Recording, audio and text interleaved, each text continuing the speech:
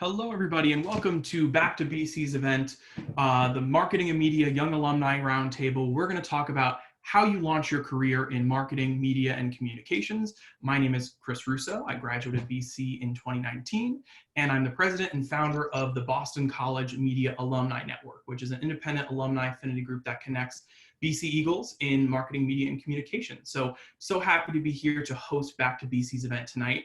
We have an awesome lineup of BC alums working in various spaces within marketing, media, and comms, and we're excited to hear their input tonight.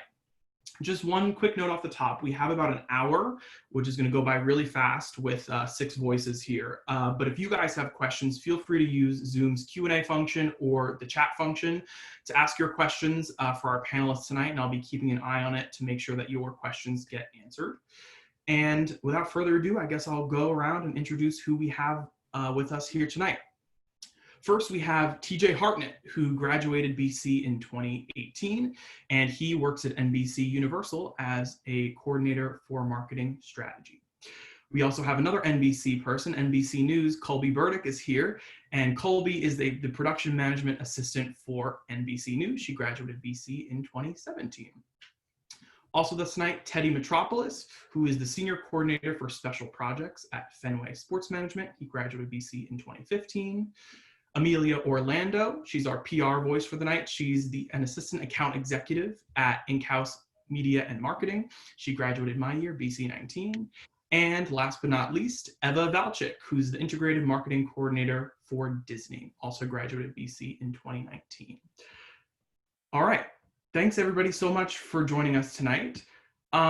Let's start off at the top with, we were just talking before this, and I shifted things around a little bit. I want to start off talking about the job timeline of what it looks like to get a job in marketing, media, or communications, because as we know, being on the other side of graduation, the timeline and the formula looks a lot different from somebody that's in finance or banking, right?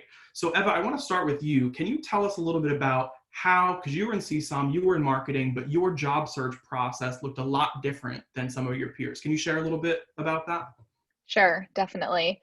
So I think back to only a year ago when we graduated, and thinking about the stress that I had being in class with friends who were, like Chris said, in finance or in banking or consulting, industries that hire really long-term ahead of time.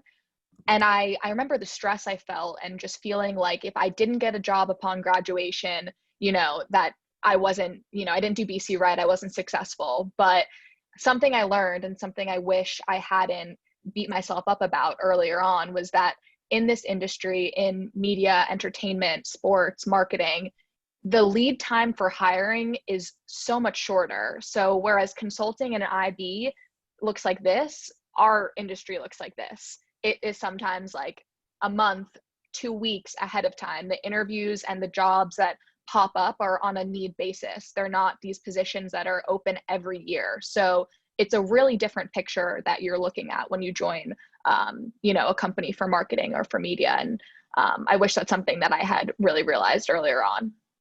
Mm-hmm. Amelia, what about you? What was your lead time when you got your job?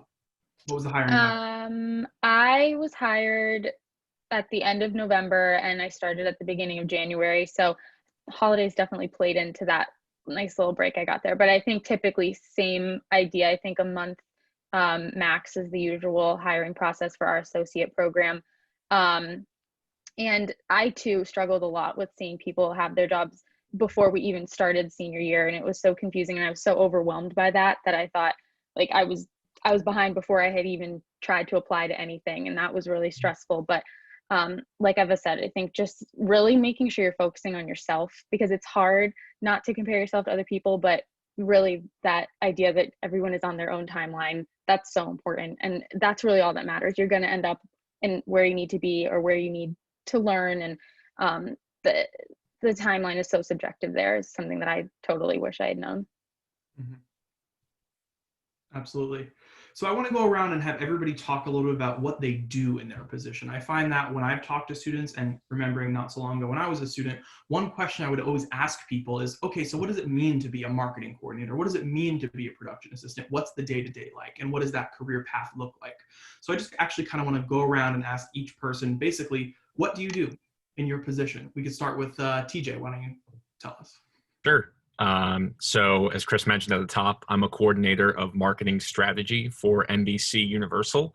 And as a whole, I'm inside this division called Creative Partnerships, which is kind of like an agency within NBC Universal that handles pretty much all the assets that we have across the company. Some are specialized, some are more portfolio based, as we call it, which is a marketing team that looks at everything that we have and essentially tries to position everything that we have under kind of one bow, which is NBC Universal. Specifically, we focus on brand strategy. So NBC Universal, the brand, and how we market that to the advertising community. So whether that be clients, agencies, different partners that we work with, or just the general industry as a whole, so even competitors, we're trying to put ourselves and our best foot forward as to why you, client at whatever company, is or should come along with us and essentially come along for the ride and what we can offer. So that it's that entire marketing pitch as a whole.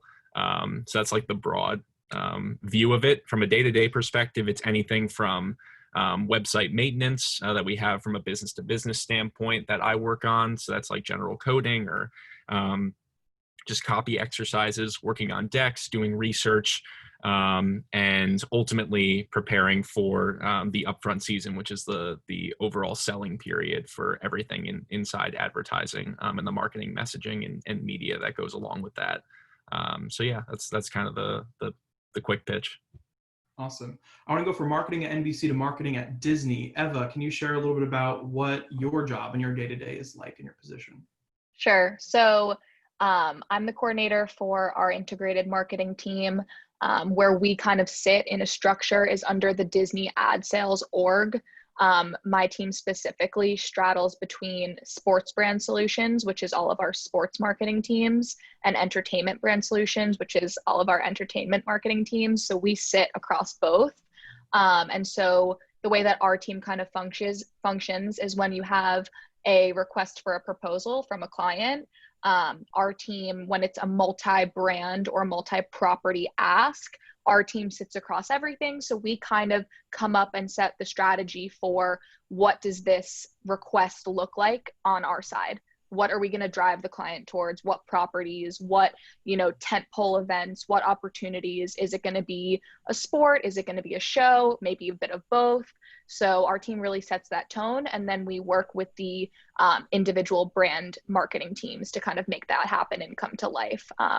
And kind of similar to TJ, we also have a hand in the creative component. So we work closely with our ESPN creative team and executing on the sports side, any kind of creative concepting and creative shoots and things like that. So it's a bit of everything, but definitely more of like a bird's eye view of the portfolio that we have. Great. And one thing that's similar but very different from marketing is PR. And I have to say, even at BC, I was confused at what the difference between marketing and PR was. So maybe Amelia, you could share a little bit more about what's PR like, and also tell us a little bit about agency life versus in-house, agency versus client side, if you can share a little bit about the difference between those two opportunities. Sure. So I too was confused about the difference between marketing and PR until I started my PR job. Very different, learned quickly. But basically the way I define it for myself, and if anyone asks, is that PR is really working more with that earned content. And so it's getting into different publications and working with reporters to tell your story. And it's not so much that kind of paid process that you'd be looking at with marketing. And so agency life is something that people like, it's almost like a hush hush, like people get stressed out hearing about agency life. I've been pretty lucky. My agency in-house is super like just concerned about you as a person, not just kind of setting you down this path of you must please your clients, and it's not crazy. It definitely gets fast paced, but It's definitely still manageable.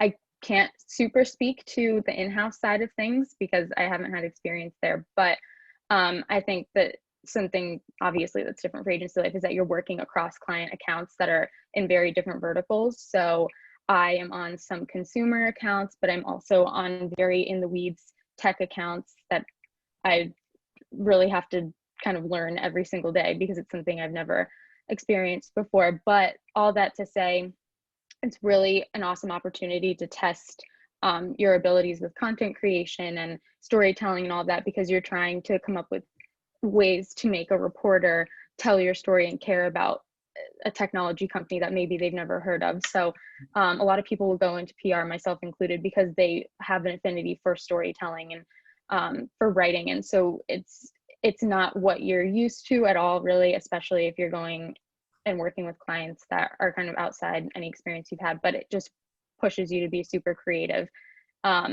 And for the day-to-day, I'd say an assistant account executive, which is my role, sits on 5 accounts usually in our office. And it's a lot of admin, which a lot of entry-level positions will be, but it's also a lot of doing research on the market and researching different media targets and just constantly reaching out to people, pivoting quickly if they're not covering stories, just really being in tune with the news cycle and seeing how you can find those creative ways to insert your client. So very fast paced. We can't plan that far in advance because the news changes by the second. But yeah, it's the quick PR pitch. Great. Always a pitch in PR. Love it. Yeah. Colby, so Colby's in production management at NBC News, so the production side of things. So can you share a little bit about what that's like? Sure, yeah, Amelia, thanks for the segue to the news world. So I work for NBC News Network. It's kind of like an umbrella of Lester Holt, nightly news. Then you have Today Show. We have 4 hours of Today Show. We obviously also have MSNBC, CNBC, kind of a lot of different network news that NBC Universal spearheads, but I work for NBC News and my team is assigned to the Today Show. So essentially what that means is that our team assists in all the remote correspondents that are around the world for Today Show, and then we also sit inside our control room in the morning while we are broadcasting. So Today Show is live from 7 a.m. to about 11 a.m. Eastern, which means that every morning someone from my team is in the control room, kind of working with all of our remote crews and correspondents who are out in the field, live reporting for us. So if you're watching the show and you see, someone's out covering a hurricane or covering an explosion or kind of just giving you the latest news of the day, our team got them to where they are. We worked with the crew, the camera guys, the audio guys, all the producers to make sure that their live shots looked great. Everyone was on the same page. And then we also hand off to someone in the mornings who basically leads the show live. So they're troubleshooting any issues, if there's the cameras taking hits, any audio hits, anything like that. If, our correspondents are ever in a location where they need to move, it's not safe, or the weather is pretty severe, we kind of handle those as up to the hour that our show is live as we can. But my job essentially is to assist our team, about 8 production managers, with all of our remote correspondents and guests, which before COVID we probably only had about 1 to 2 FaceTime Skype guests a show. Now we have upwards of 20 because no one is coming into the studio. Normally we have guests come into 30 Rock. We are in Studio 1A in Rockefeller Center. So it's obviously, it was nice to have everyone in studio, but now a lot of it is virtually, which thankfully that we have the technology to kind of accommodate all that. We've transitioned a couple of our Today Show hours to virtual control rooms, which is insane, but it's been working so far, knock on wood. So it's been great. We handle a lot of different requests, and kind of every night is different depending on what the news of the day is for the next show. Right. So one thing you just said, every night is different. So tell us a little bit about what your shift is and how all that works. Yeah, so I, if you can imagine, have had almost every shift in the book. I've gotten up to go to work at 2 a.m. I've gotten up to go to work at 5 p.m. and worked an overnight shift. But now on my current team, depending on the week's rotation, right now I work about 11 a.m. to I'm currently working. So probably 9 p.m., 10 p.m. We are setting up for the next day's show, and obviously news changes every hour of the day. So a lot of times we get launches late at night. Stories break at this hour. Obviously Biden named his VP tonight, so that obviously shifted our show a ton. But yeah, so we kind of ebb and flow with the news of the day up until the morning when we hand off to the next person. And it could be an entirely different show when I wake up. It could be nothing that we worked on because of breaking news. So it's kind of nice that every day is very different and keeps you on your toes. Totally. All right, last but not least, Teddy. Teddy, tell us about what you work on for Fenway Sports Management. Yeah, so a little bit different than the name brands that you guys have heard here. So Fenway Sports Management, to give you a super high level, we are the sales and marketing arm of Fenway Sports Group. So we own the Red Sox, Liverpool Football Club, Roush Fenway Racing is our NASCAR team. We own 80% of NESN, which is the regional sports network that you guys probably watch while you were on the Heights. And we're just a really interesting group because we're owned by an ownership group, but we're also technically a sponsorship, sales, and marketing agency. So from the special projects type of thing, it's obviously a very interesting title. I'm very fortunate. We're actually a super small company. We're about 40 people. But I'm very fortunate to report to our president, and I'm super focused on kind of our strategic planning, business development. Liverpool's growth in the US has kind of become one of my sweet spots. We're very focused on NBC is obviously the rights holder to the Premier League. Thankfully, we just won the Premier League, so we're very focused over the past couple of years, but especially this upcoming year on how you grow Liverpool in the US. I think I'm very fortunate that I don't sit in a specific department. As a company, we have a consulting team, our sponsorship sales team, obviously, a business strategy team, and a creative team and an events team. So, we do a lot. I work with each of those departments on any given project. So it's just a very unique world and role that I sit in. Awesome. Well, I feel like tonight we have such a diversity of voices in terms of where people are in the industry. I mean, you have the production side, you have the marketing side, PR, big name brand, smaller company. So I want to, again, encourage people who are here tonight, feel free to ask your questions in the chat because I'll be taking a look at those in a few minutes. And I want to make sure that you get your questions in. Let's talk about getting your foot in the door. I feel like, especially in our industries, really knowing somebody is really key to getting your foot in the door. Networking, anything like that is really important. So I first want to go to Colby. I know a lot of people are big fans of the NBC brand. And when you ask people, they want to do news, they want to do TV production, NBC is always at the top of their list because that's a name that they know and they have such an affinity for the programming. So talk a little bit about how you got your foot in the door at NBC. So essentially, kind of like we were speaking about earlier, I was graduating without a job, which was awful and terrifying. And obviously that's just the name of the game and the industry we're in. But I kind of started applying to every single job I could find at any local news station. I was thinking about staying in Boston. I had interned at a local ABC affiliate there. So kind of put all my eggs in that basket. And I applied randomly to the NBC page program, thinking that I wouldn't hear back. And it was kind of one of those things where you send your resume into nothing and you never hear from anybody.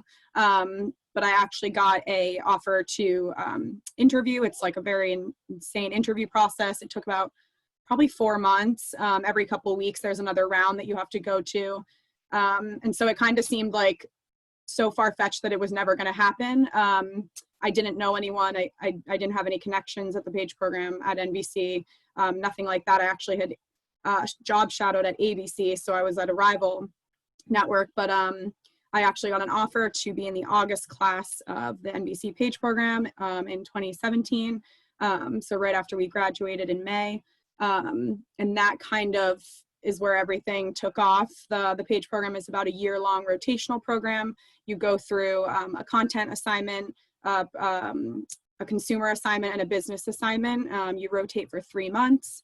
So you can touch anything from NBC Sports. I sat on TJ's floor actually for 3 months, working in corporate events, working on the World Cup.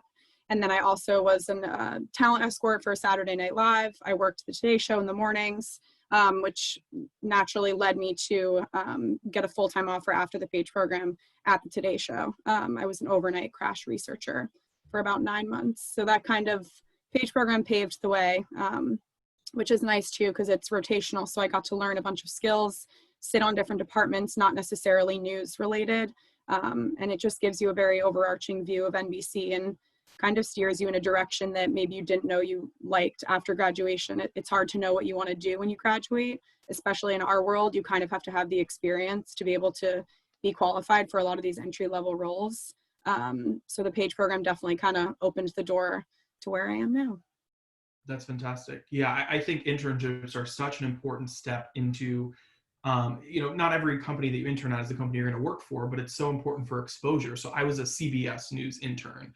And so I got to see every aspect of how CBS News worked and got to talk to executives and news producers and learn everything about the business from that end. So I think that was the most valuable part about my internship experience. And the internships are very important, obviously. Another important thing for kind of landing your first job and getting your foot in the door is networking. And a lot of people talk about networking and what it is and what it shouldn't be, and how now with COVID, it's like you can't take people out to coffee anymore. So are you inviting people to Zooms? Like, I don't know. What does that look like?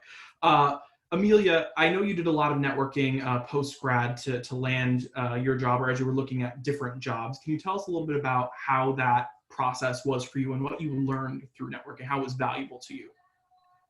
Sure.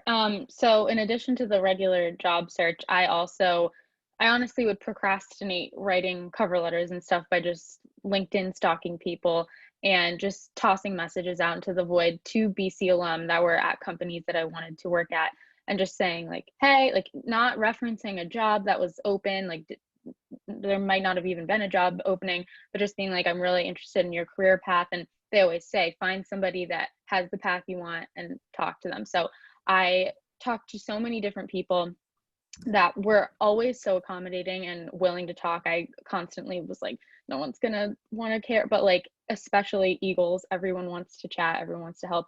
So that was just super helpful for me to be able to articulate my experiences, because the first thing you get on the phone, they're gonna say, okay, so like, what'd you do at BC? What were your internships? So they can get an idea of who you are just for the networking process. And that I think helped me so much in my interviews. And as the months went on, I was job searching, it was just invaluable to have had those conversations and to have spoken to someone who oversees a very similar position that I'm applying to. And it just really helped me be comfortable in having those conversations, because especially if you're not comfortable to start out with, it's hard to talk to this person that's in your dream role and to be able to articulate why you want that, why you deserve it. And so it's just really good practice. And I would recommend, especially to people who think that they're going to hate networking, because I'm myself going to like the BC Career Fair, I was like, I'm going to take a pen and I'm going to walk away.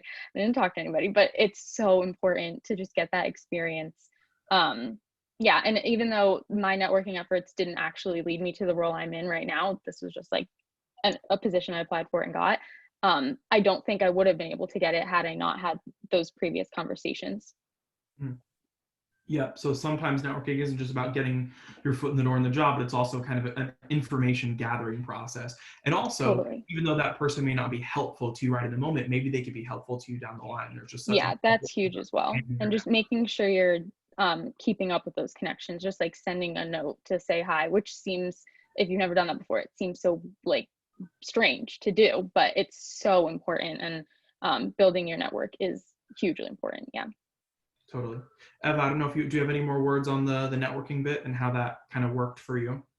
Yeah, definitely. So similarly to Amelia, my networking efforts at first didn't really lead me to where I am now necessarily, but like we touched on earlier, it was super important to just get an understanding of the industry. And I had previously interned at an agency, and so I saw that side of the business, but I didn't really understand the connection to the network side and to being on, the flip side of it all. So networking and understanding what the industry is comprised of, and what do people do, and questions beyond just how did you get to where you are, but questions like, what does an entry-level person on your team do? What is it like starting out at this company? Because everyone's answers are really different, and kind of wrapping your mind around that, because it's not necessarily, you're not going to be doing the job of the person that you're talking to. They're maybe 2, 3, 4, sometimes 10 years into it. So for you, it's going to look a lot different. So you really need to understand,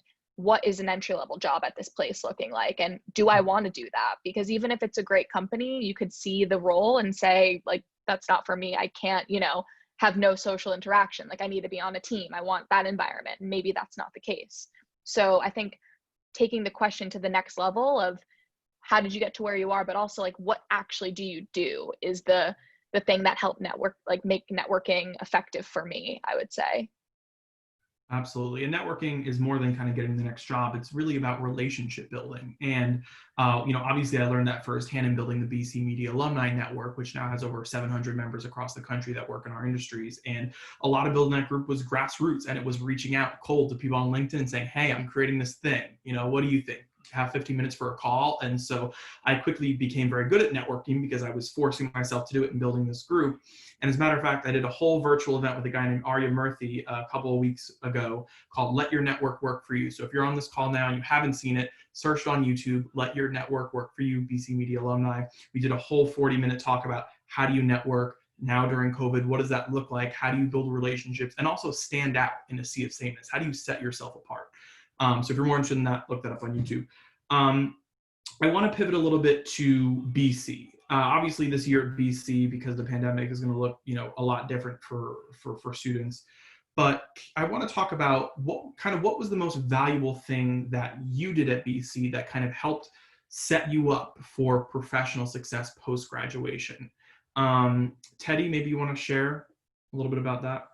Yeah, I was really fortunate. So I actually started working for FSM when I was 19. So got in as a summer intern the summer in between my freshman and my sophomore year. And I was really lucky in two regards. One, I got in and, as I mentioned, we're a 40-person company now. We were about like 16 or 18 back then. So I really got in kind of on the ground floor of the startup, if you will. And I think, I was able to kind of, I was very fortunate, A, because I was in Boston, so I could keep on going into Fenway as the Red Sox season continued. But B, at that time, we owned the multimedia rights to BC Athletics.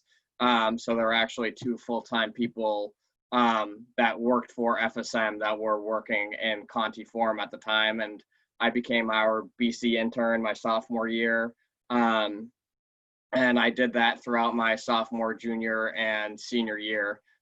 Even having a lot more responsibility my senior year, as well as FSM was trying to hire somebody. And I think, this industry is so unique, the sports, media, and entertainment industry. And I just don't think that you can really, learning in class is great, but where you really learn is by getting experience and by having that hands-on experience where you're an intern and you have the day-to-day of just like going in, having tasks, sitting in on meetings, just like learning through experience. I think that's where you really learn, because I just don't think, as much as people can teach about this industry, I think it's just something that you have to kind of be thrown into the fire and figure out how to walk. But B, I think it's critical to the interview process, because as I manage our intern program and our associate program, and one of the first questions I'm always asking in an interview is, tell me about the experiences that you've had in the industry where you can actually, and be having something that you can actually tangibly speak to. Not if, it doesn't have to be exactly to the role that you're applying for. You could be I'm in sports, so you could, work in the athletic department, but in development, you can still speak to what you did there and how you learned that, maybe I think the best thing in an internship that you can learn is that you don't want to do that. Like, you cross that off the list, you don't want to do it. Okay, like on to the next thing. But you kind of learn and observe things that you like and you don't like. And then slowly but surely you kind of find your way into what you want. So yeah, I think being on BC's campus, there's so many opportunities. Being in Boston, there's so many opportunities. Obviously, given these COVID times, internships are going to be hard to come by, but I think that's where the networking aspect of things really comes into effect, because, these guys were talking about it earlier. Like, as you network, I would really focus on the coordinator manager level type rather than, it's great to talk to the president of a company, but, you could actually learn a lot more from people that are recent graduates, like everybody on this Zoom, that can talk to you about their paths and can talk to you about their roles. So yeah, that would be my best advice. Absolutely. TJ, most valuable thing you did at BC that set you for success, what would it be? It's funny because Teddy and I have very similar paths, and he really I hired TJ. Teddy did hire me. I was the second Teddy from a role that he started. But I did divert to New York City to work for NBC Universal, so not exactly the same path, but a lot of crossover during the time we were at BC. I think the only thing that I'd want to add, and I think the point to, getting out there and actually like being in the field, taking up these roles, whether they be, in a virtual setting or actually, on the ground, you working, in the building. I still think there's so much to learn. The only thing I would add is, one of the most important resources that everyone has and everyone's involved with is the clubs and programs at BC that are available. Obviously run, and whether you jump in as a freshman or whether you jump in as a senior, there's such a strong network. I can just think to like WZBC Sports in particular, which was a sports radio group that I was involved in from the moment. It was actually one of the reasons why I came to BC, and then ended up being the president with a few others my senior year. And the relationships that I made in that, I have kids that are younger than me that have reached out, similar to what we're talking about with networking, and I reached out to so many different WZBC Sports alum that I could, either I went to school with or just saw via LinkedIn, or just by knowing based on how successful they are in the industry, kind of where I could see that connection and ultimately what I could learn based on where they've gone and what they've done, and understanding each path. And the closer you can get to, obviously now, and you're seeing the 6 people on this call right now being recent grads of BC, it's definitely a bit more helpful than someone who may have graduated 40 years ago, but both are extremely valuable based on the paths of which people have taken. So really embrace the clubs that you're in, similar to any type of internship that you may have, because when I'm in an interview process, I'm talking up a lot to the experience that I had, through the various clubs and organizations that I was involved with as well. So it's definitely a great bolstering factor. One club that I was in that I think was really valuable to me was I was on the Heights for 2 years as the associate news editor. And I think the Heights was a really valuable experience because 2 things. One, I became a really great writer from it. I was constantly writing, meeting deadlines, assigning stories to other people. We'd be working on pages at 1 a.m. and putting them together. It was like kind of a crash course on how do you write and how do you use WordPress and SEO. So I learned a lot of technical skills, but I also learned a lot of like interpersonal skills in that I was constantly interviewing people. And actually being a reporter or an editor on the Heights gave me access to people that I don't think other people had. So I was talking to Dean Mogan, I was talking to student leaders, I was talking to faculty, I was interviewing alumni, and I kind of had access to other people that I don't think I would necessarily have if I wasn't on the Heights. So one recommendation I always make is if you're even remotely interested in writing, join the student newspaper, whether it's Heights, Gavel, or other New England Classic, whatever it might be, because being a strong writer, I think, is really important for this industry in general. And I know from recruiters I've talked to, the one thing they like to see is that you've been a part of some sort of a publication, I found. Colby, Eva, or Amelia, were there any specific clubs you want to give a shout out to that you were in or that were useful for your experience? I met TJ through, I was an athletic MC for our volleyball and basketball games, which I definitely blacked out through like half of those games, and I don't really remember what I said. But that kind of came very full circle when TJ started working at NBC after he graduated, and I was a page there. And we ended up sitting on the same floor of the building for a while, which just like kind of showed how you can meet people in the most random ways, and maybe even after graduation you don't necessarily like stay in touch for career advice or things like that, but you still like end up crossing paths again at either adjacent companies or the same company on the same team even.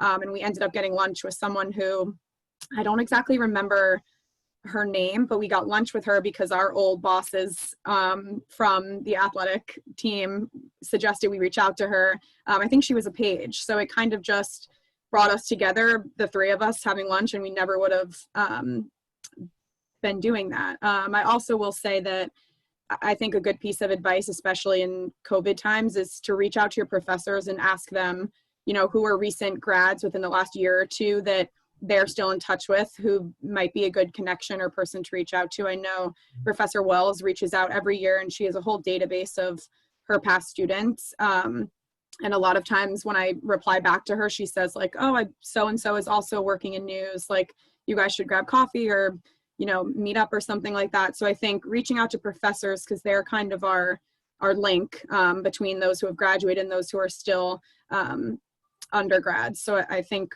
asking them who they would suggest reaching out to of their students is a great idea. Yeah, I also think so. I was in Strong Women, Strong Girls, which is a service club and doesn't have a connection to what I do now, but it was a club where we had, I would say, pretty few members in terms of, it was like a close-knit group. And so definitely got to know the upperclassmen really well and make connections there, and got to see them go through their senior year and the whole job search process, and forming those bonds with them definitely helped in terms of seeing what that looked like and the paths they were going down. So just a club in general, I think that has, you know, a tight knit community and getting to know a lot of people is definitely great. The club I'll shout out quickly was the University Chorale, which has literally nothing to do with, it's a giant singing group. It has nothing to do with media relations, but I was on the executive board for that. And one of my years, I was the director of publicity, and that was a matter of getting the word out about our concerts. And really, it was just fun for me. I was designing our posters and doing our fall mailing solicitation and creating all this content. And I never even thought like, I'm doing this to prepare myself for my career. Like, it was really just for fun. And then once I got into the interviewing process and everything, I found myself referring back to my experiences on that e-board constantly, like oftentimes more than some of my other professional experiences, just because it was so tangible. And so I think that definitely getting involved on campus is very important, but also if you can take that next step and take on those leadership roles, because leadership is something that obviously everyone wants to see, but I think it's really valuable that you can actually build these professional experiences and things that you can speak to, all while doing things with people on campus. And obviously, especially BC is so club centric, so it's hard not to join something, but again, finding ways to take it to the next level is so important. And I can't like thank Chorale enough for all of that, because I seriously talked about that so much in my interviews. So yeah. I want to talk about kind of post-grad life and expectations versus reality. I think a lot of times when we're in school, we have certain expectations about what an industry will look like, what a job will look like, and we get to the other side and maybe things look different in a positive or negative way. Things are just different than what we expected. Can anybody speak to what that was like? I mean, maybe we could talk to Amelia. I mean, you said you didn't really know like what PR was, and then you went into a PR job. So can you talk a little about what your expectations were for that and what the reality was for that and how that was different? Sure. So I definitely expected it to be marketing more so. I think that's just the understanding that I had. And I thought it would be a lot of event planning and just kind of large campaigns and that kind of thing.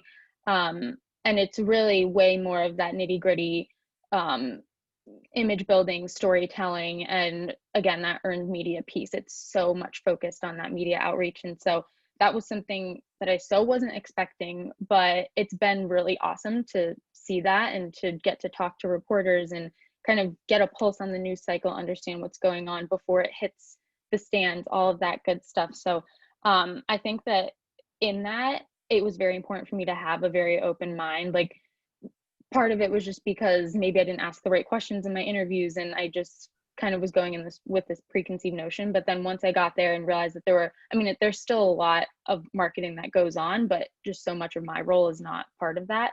And so just being willing to take on those different tasks and being willing to learn, and seeing, like, especially for myself, I was casting such a wide net in my job search. I was looking anywhere. I was like, I just need a job. And so like, I was interviewing at all these sales positions. I'm not a salesperson, learned that the hard way. And so I think I'm kind of going a little off tangent now, but like, just really being open to that and knowing that things are not going to be exactly your expectations unless you had the internship at the company and it's exactly the same for the entry level position. There's no way that you can know exactly what you're getting yourself into. So just being really amenable to that, being really ready to learn and step up and volunteer to do things, that is what's going to propel you. And even if it turns out to be something that, okay, like, I'm not going to stick with this path, I don't love it, it's just so valuable to demonstrate how you are willing to learn, because that will inform all of your experiences down the line. Anybody else on expectations versus reality?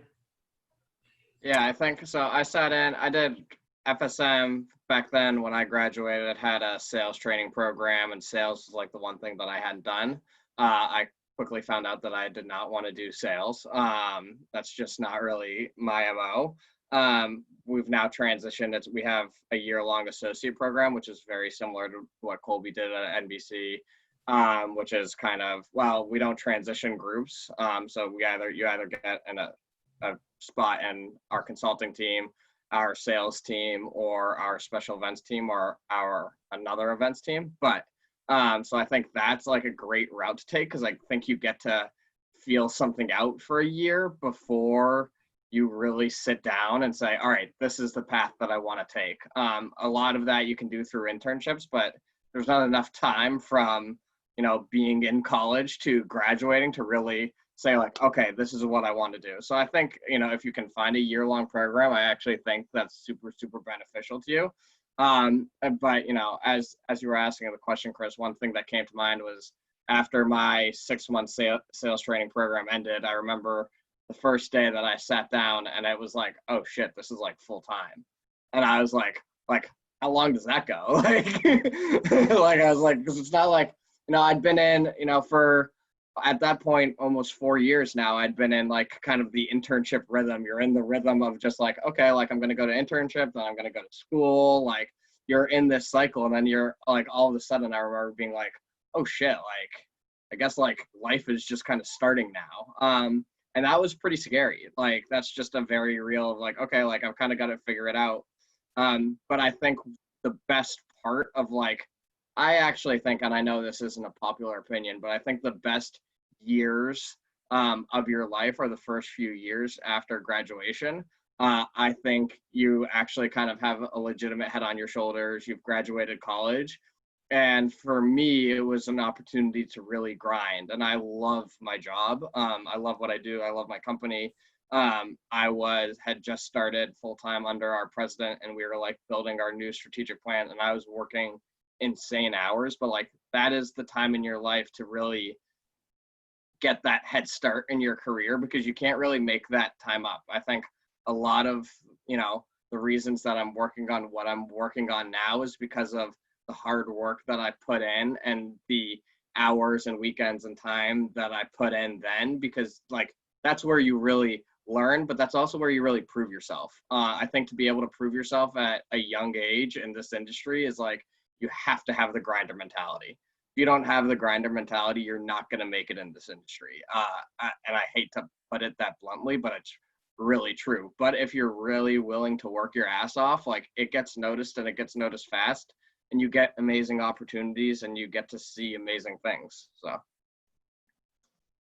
Yeah, I completely agree with that. I also just think something that was a transition is similar to what Teddy was saying in terms of internships and having a rhythm, realizing that when it's your full-time job, you have to show up every day and really do your best and go kind of like above and beyond for people. And, even if it's not asked of you, like volunteer to do it, and make sure that you're always, the first one to jump at any kind of opportunity or support or do anything. No task too big or too small kind of mentality is really important in this industry and in, I guess, what we're all doing and talking about now. And so I would say just making sure that you're ready to work every day really hard and show up to do the best that you can. And there's, it's not an internship. There's no off switch where you go back to school. Like, this is kind of it now, So I think making sure that you're ready to hustle and do your best is really important, and something that you definitely realize really quick. Absolutely. I want to touch on grunt work a little bit, and I'm already looking at Colby for grunt work because production is a lot of it. And one of the first jobs I took out of college, I was a PA for Viacom, and a lot of it was basically moving boxes from A to B, which is not exactly what I expected going into the job, but I very quickly learned there's a lot of grunt work, especially in production.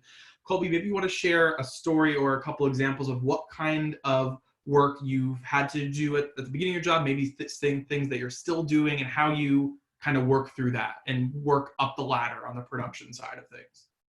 Yeah, so I think, especially in production, a lot of it is not mainstream, your typical job descriptions, especially if you're on sets, you're kind of working with talent and publicists and camera guys and audio guys and hair and makeup people, producers, executive producers, news writers. There's just a lot of personalities and a lot of different kind of coworkers that you have to figure out how they communicate. Everyone works different hours. We have morning teams, we have day teams, then we have overnight teams. So it's kind of like you have to juggle a lot of different schedules, a lot of different personalities, especially in production. But I think too, like Teddy said, you kind of just have to be able to like roll up your sleeves and be the person that everyone's going to come to, even if it's a task that's like, can you go get Starbucks coffee for the talent? Can you run, and buy Sharpies or packing tape? We have to ship all of our props back. I think especially in my current role, we did a remote show down in Universal Orlando, which is an NBC property. We did all 4 hours of Today's Show live, which, if I'm not mistaken, I think was the first time that they had done that. And half of my job was managing our runners, who are college students, kind of just telling them like, run to the wardrobe trailer, grab this, go to this trailer, grab that, pack up this, bring this prop, bring this mug, this Mardi Gras necklace. So it's a lot in those moments to be like, okay, I work for NBC. I'm obsessed with my job. I love everything. But sometimes I feel like everyone has those moments where you're just like, I am carrying a coffee and I'm just going to, slap a smile on my face. And that I'm going to be the person that they'll ask for coffee. And I'm okay with that. I'm at the age where like, I can do everything and I'm willing to do everything. So I think you kind of have to remind yourself that like whoever was above you definitely did these menial tasks at one point in their careers, and that's why they are where they are now. So I think you kind of have to just remind yourself that being entry level and being, kind of at the bottom is only temporary. You're going to keep working up, and in a few years, someone will be doing those tasks for you, hopefully. But yeah, I think especially on sets, a lot of it is the small things, the small tasks. Right. They have to get done, and somebody has to do them, and it will be you for the first few Mm-hmm. years. Yeah, Still will be. Just to add to that, like it's so important to do it with a smile on your face. Like you cannot be like moping around and being like, oh fuck this, like I don't want to do, like your attitude makes such a difference. Like I remember, since you were asking for a couple horror stories, like my first year when I was 19, we had the Liverpool tour, and like it was the first time, like no one in FSM had ever, like it was the first time we brought the Premier League team over to the US. No one had any idea, like these guys are pretty big divas, but like running 3 games in the US for a Premier League team and bringing them around. But like I was one of the runners, and one of my first roles was like I had to do the team laundry at night, and like I didn't even do laundry at home. And like I had to do like the team laundry at Harvard at like midnight. I'm driving like my O2 Camry with like bags and bags of laundry from the team hotel to like do it full. And I like it's like they don't bring very much of like the like practice gear. It's like they have 2 of each and they just like alternate. And it's like, you just got to be like, all right, I'm going to figure this out. Like, it's going to be fine. Like, you just start using Google. And like, that's just like, I think that's what's so unique about this world is like, no, like, I don't know the finance world, but I know like stuff like that doesn't happen. Be like, figure it out on the fly is like how this industry works. It's like, okay, like everything just went wrong, but like, we've got a show and it's got to go on. Like, you got to figure it out. And I think that's what I love most about like the in the moment stuff. It's like, it's crazy, but it's like, okay, you got to figure it out. Like, there's no other choice. So Right. you have to do it with a smile. Absolutely. We have a few minutes left. I want to encourage anybody, if you have a question for the chat, please ask it now, because we'll spend the last couple of minutes on this. John wants to know, if you have advice for finding a job at a time when entertainment companies may be facing economic pressure. I would even say specifically on like the production side, right? Things look a lot different right now. If you wanted to be on a set in Hollywood, you know, getting coffee or producing a movie, whatever it might be, that's not happening right now, right? So say you want a job that maybe this isn't the time that those jobs are hiring. Maybe the question is, what should people be doing with this time right now? Yeah, I think we kind of hit on earlier, but nothing is more valuable than if stuff isn't open right now. And we talked about just the general marketing and entertainment, sports, media time period. Stuff wouldn't be open regardless for when you're looking to graduate. But if you're looking for internships or any of that stuff, right now, obviously may not be the best time economically or just in terms of, you know, putting yourself physically in a building to get that position. But nothing is more valuable than taking this time to create connections. It could be with someone that's on this panel today. It could be with the president of a company. It could be with, you know, someone that you reached out to on LinkedIn. It could be somebody that you know from a past internship. I know anybody that I've kind of connected with along the way in some way, shape, or form. It could be something as simple as literally just connecting with them on LinkedIn or following up on social media. Or writing an email every couple months. Now is the time when this stuff isn't available to you know, look forward to the future and hope things get a lot better and those positions will be available. But it'll be so valuable for you to be in a position right now to be creating these relationships so that when that stuff becomes available, you're at the top of their list, or at the very least, you have a connection so that later down the line or whenever it is, it could be something that's 5 years or it could be something that's 5 months. It's somebody in your network, and it's could be that person that gets you the job, or it could be a person that just becomes a mentor. It doesn't have to be just job focused. There's kind of a great balance between those two things, because it's not always, you know, you have to get something out of this. At the end of the day, it could be something where you're just bettering yourself, which is as important as landing the final job, in my opinion. Yeah, I completely agree. TJ, I also think what's really interesting about this time is since we're all at home, we're all checking our emails, we're all, you know, dialed in, there's less distractions. People are more likely to give you 10 minutes of their day, 15 minutes of their day, because the off switch, it looks completely different now. So I think making sure you leverage the time we're in a way where you can, you know, meet new people. Like TJ said, maybe it's a mentor, maybe it's a job, who knows, but utilizing that time and knowing that people are more dialed in. And I would also add, looking at the industry, read about the industry. What's the struggle? Where are the points of growth? Like, understand the dynamics. And if it's something that you're really interested in, that should be, you know, somewhat like enjoyable or fun maybe, and see kind of where things are heading and have an opinion. So your next interview, you kind of say, hey, like, I saw, you know, X, Y, and Z happened. And, you know, what do you think about that? How does that affect your job? And being really genuinely interested in the industry you want to go down. And now you have the time to dive into that. So I would say that would be a great use of this time as well before school starts again. Absolutely. Networking is big. I want to go around very quickly. This will be our last question of the night. This is kind of like a speed round. If you had one tip for somebody who is a BC student now and they want to be in your shoes, let's say in a year or two, what's your tip to them in 1 or 2 sentences? Start with Amelia. What's your tip? I know this is like, I didn't prep you for this. Oh boy. Like on the fly. What advice would you give in 1 or 2 sentences to somebody who wants to work at Inkhouse in a year or two? What would you tell them? Or in PR? Yeah. I would, and this is kind of general, but it definitely helped me with getting my role. Seriously look at the job descriptions. definitely for in-house, that would be a piece of advice. Look at the job descriptions and really take some time with yourself to come up with concrete examples of like, okay, this is the time I did this, or maybe you don't have that example, and try to find, I know it's tough right now, but try to find a creative way to build out those experiences from the comfort of your bedroom.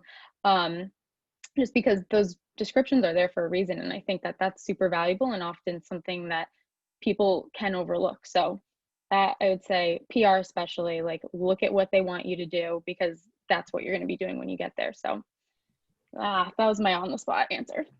Love it. Colby, what say you? I would say if you're interested in working at NBC, I think because it's such a large media company with so many different departments and shows and kind of, always has new things going on, I would always stay up to date with what NBC is working on. We just launched Peacock, which is our streaming platform. What's upcoming with Sunday Night Football, which we own the rights to. Obviously Olympics, we have the broadcasting rights to that as well. So I think kind of, especially when you're applying to NBC jobs, just kind of have industry knowledge of where we stand in terms of our competitors and kind of where we're looking forward during COVID, and kind of how the company shifted, especially news, to being virtual, which is unheard of. So definitely show that you're interested in working for NBC. There's obviously lots of television networks, so I would harp on why NBC, what are we doing differently that makes you want to work there? And if you have the answer to that, that's like my job. So definitely hit me up in the chat. That's pretty much what I do every day. I would love to learn more about that. I'll let you know. Thanks. I'm more asking the people that are going to apply for it, because that's I don't know yet. I guess I can just transition into that, huh? Yeah, okay. I would say the biggest piece of advice that I have is don't pigeonhole yourself into the perfect role. I think sometimes you fall into, or you always end up where you're supposed to be. I think that's a given, but you kind of fall into the role sometimes when you least expect it. I know that the role that I'm in now, I applied to the ad sales internship program with NBC Universal, and was lucky enough to be granted the spot with 40 other people. Out of those 40, about 35 to 36 of them were all in sales. Ad sales makes sense. I was pulled out with like 3 others just by chance to be put into different marketing or research roles, and mine specifically was with this creative partnerships group, which was formerly called the Content Innovation Agency, or the CIA. And we completely focused on everything different than sales. Like, we don't sell anything other than the NBC Universal brand. We don't sign pen to paper on any sort of, advertising deals that you see on TV. Instead, we're coming up with the creative vision for the company as a whole. And I kind of fell in love with strategy and my team and kind of how we all work together.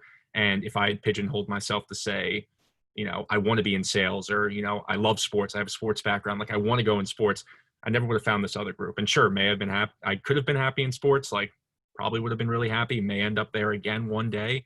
But allowing myself to be positioned somewhere else ended up, putting me in a position that I'm now going over 2 years on. Mm-hmm. Have a biggest tip in a couple sentences? Sure. So I guess I would say, similarly to what TJ touched on, at a large company like Disney, there are so many different teams. There are so many different jobs. I mean, networks alone, there are a ton, and we, touch on every aspect of entertainment and sports. And so kind of understanding that there are always going to be jobs you don't know exist. So the best way to find out about them is to talk to people and to kind of pick people's brains and hear about what they do. And I would say really have an open mind and understand that the first job you get is not the last job you'll have, and everything is kind of, worth the shot, especially when you're right out of the gate. I think it's just always helpful to talk to as many people as you can and make sure that you keep an open mind. All right, Teddy, you're taking us out. What's your 2 cents, your tip? Yeah, I would just say find something that you're really passionate about and that you love. I think one of the things that what happens after you graduate is, like Eva said, you have to go to work every day. And when you have to go to work every day, that means you have to really love what you do.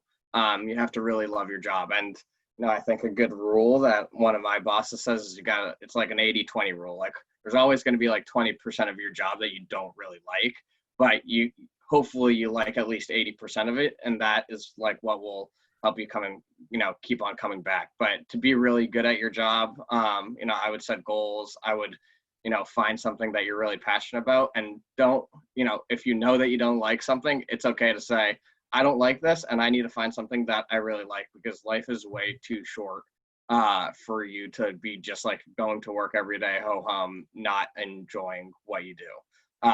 Last thing, especially when it comes to interviewing in sports, I can't tell you how many people I interview, and I ask them, like, my first question is why FSM? Very similar to Colby, like, why NBC? Like, A, know what we do, but B, like, and this is very, very sports specific, don't say because I love sports, because I'm a huge Red Sox fan, because I'm a huge Patriots fan or fan of Liverpool. It's like, that's an automatic out for me. Like, you have to know why you're applying for a role and for a company. And it's great. It's like, if you're a huge Red Sox fan, that's great. We've also got Yankees fans, Dodgers fans. Like, you're applying for a job. You're not applying because you love sports. You're not applying because you love the media industry. You are applying because it's like, this is what I want to do. This is a business. Like, that is very much the reality at the end of the day. And you have to keep that in the back of your mind. It's fine to say, like, hey, I'm a huge Red Sox fan. Like, this is awesome to be here. But this is why I'm interested in the business side of it. Like, because, like, yeah, you know what? I'm a huge Red Sox fan. A, because it's like a huge part of my job. Like, I need them to win. But, like, B, like, I'm at the park every day. Like, you have to have passion about, like, what you do. So I'm not gonna lie, I've got it on in the background right now because the Bruins game just got canceled because the Blue Jackets game is still going on. So fourth OT just ended. But yeah, you got to love it. You got to be passionate about it. And you got to be able to just like constantly be, I think all of these industries, like, the work doesn't stop. Like, I'm getting emails, like, your phone will constantly be going off, and you have to be just like willing to be a part of that, because like PR, media, sports, like, you never know when something's going to go down. And like, yeah, you also, it's like, unless you're on pretty much our company, unless you're on your honeymoon, like, you can get a call. Like, so. Do it with a smile. That's the advice, right? Do it with a smile. One thing I want to say for everybody who's on the call tonight, we're about to wrap up, but if you enjoyed what you heard here tonight and you're looking to connect with more people, BC alums who are working in marketing, media, communication, I really suggest that you reach out to me, connect with me on LinkedIn, or follow the BC Media Alumni on social media at BC Media Alumni. We're on Facebook, Twitter, Instagram, LinkedIn. We have a LinkedIn group with over 700 BC alums in this space that all opted in, meaning they all want to talk with you and connect with you. So I'd really recommend connecting with me or searching the Boston College Media Alumni Network online. I think it will be a really great resource for you as you're looking at jobs, internships, networking, all the things we talked about tonight. And we also do a weekly web show where we have some of the biggest industry leaders talking about what the industry looks like and what it was like for them to break into the industry. And we've had everybody from Marvin Chow, who's the VP of Marketing at Google, to Joe Sabia, who's the creator and voice of Vogue 73 Questions and half of the viral content on the internet.